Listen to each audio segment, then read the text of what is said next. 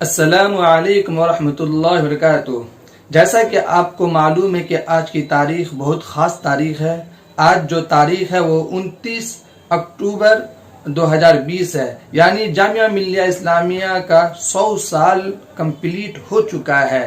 हिंदुस्तान के मारूफ व मशहूर यूनिवर्सिटी जिसे आप और हम जामिया मिल्लिया इस्लामिया के नाम से जानते हैं, इस वीडियो में आप पूरा जामिया मिल्लिया इस्लामिया का दीदार कर सकते हैं।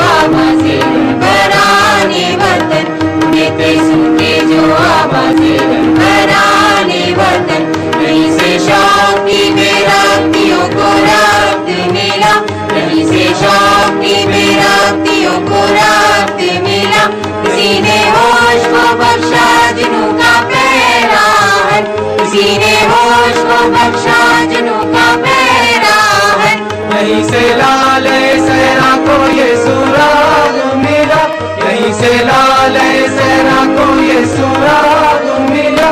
दिल के दाग को किस तरह रखते हैं रोशन, दिल के दाग को किस तरह रखते हैं रोशन। प्यारे शौक मेरा, प्यारे शौक मेरा, शहरे आरज़ू मेरा, शहरे आरज़ू मेरा, प्यारे शौक मेरा, शहरे आरज़ू मेरा।